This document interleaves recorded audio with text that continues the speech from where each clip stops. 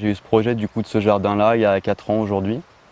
Voilà, c'est une démarche vraiment très personnelle, pas stratégique pour un business plan, rien du tout. C'est une vraie passion que j'ai d'abord fait pour moi, une collection que j'ai montée depuis 13 ans.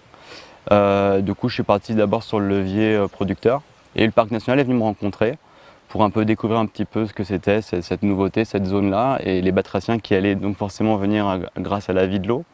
Et du coup, m'ont donné un peu une tape sur l'épaule pour développer ça aussi pour le tourisme.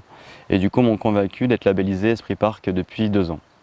Voilà, donc il y a vraiment une démarche aussi de la préservation de la faune et de la flore qui s'est accrochée à ce projet-là, et notamment avec le patrimoine de l'UNESCO du ciel étoilé, parce qu'on se trouve sur une zone où on a un très beau display. Et du coup, on a aussi pu participer justement au ciel étoilé avec le jardin. Le lotus en fait n'est pas du tout un nymphée. Il y a la famille des nymphéacées et il y a le Nelumbo, donc qui lui est le lotus. C'est des plantes qui ont les pieds dans l'eau mais qui ont la même silhouette, qui ont le même graphisme au niveau de la fleur mais qui n'ont rien à voir. J'ai appris quand même depuis quelques temps un petit peu à l'hybridation tout simplement. Donc c'est plutôt un jeu, donc il n'y a aucune prétention là-dessus, c'est pas jouer avec la nature, c'est essayer d'avoir une surprise en tout cas en mélangeant des plantes plutôt. Donc ce qui vient et vient. Et puis après faire une sélection par rapport à moi ce qui me correspond bien ou qu'est-ce qui correspond bien à ce que je vois dans les nénuphars. Donc la forme, la silhouette, la couleur et puis aussi la fragrance et beaucoup la feuille. Et du coup la première sélection que j'ai faite il y a 5 ans, c'était un très joli rose qui a un développement assez grand avec des grosses pétales épaisses. Et du coup voilà, c'est vraiment, à ce que je sache, c'est le premier cévenol voilà, qui a vu le jour ici à partir d'une graine.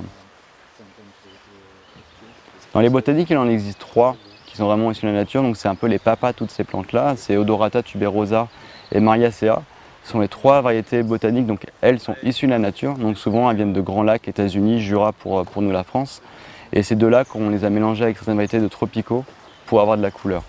Et ça, c'était le grand travail de M. José Borri-Latour-Marliac en 1976, qui a fait les premiers nymphéas de couleur. Et d'ailleurs, il y a tout un historique là-dessus qui découle de l'Expo universelle de 1901 au Trocadéro, et c'est là que Claude Monet a découvert ses premiers nénuphars et a créé Giverny après. Donc Claude Monet a été le premier client de José Borri-Latour-Marliac. Voilà, sur ce qui s'est un peu passé du côté cocorico chez nous. C'est un projet personnel et du coup forcément je suis seul sur ce projet-là. Donc aujourd'hui j'ai 2 jardiniers qui m'aident, mais c'est pas tout le temps. Et là ils sont une semaine du coup et c'est très agréable aussi de travailler avec une bonne équipe. Mais oui, forcément quand on est seul au quotidien et toute l'année c'est du travail. Que ce soit au niveau des bassins, au niveau du sol, au niveau des feuilles aussi. Vous voyez, on est entouré de châtaigniers, de bouleaux, d'autres arbres et du coup il faut aussi ramasser les feuilles, notamment le châtaignier. Parce qu'on sait, le châtaignier quand il se décompose dans l'eau ça fait du tanin. Et le tanin est assez ingrat et joue vraiment sur toute l'acidité de l'eau, sur les pH, etc. Donc effectivement, il y a un entretien un petit peu quotidien pour Titus. Oui. Que lui, nymphéa, il est beaucoup moins compliqué une fois qu'il est bien placé, qu'il trouve ses repères, son bon emplacement, il vit sa vie et il est assez cool.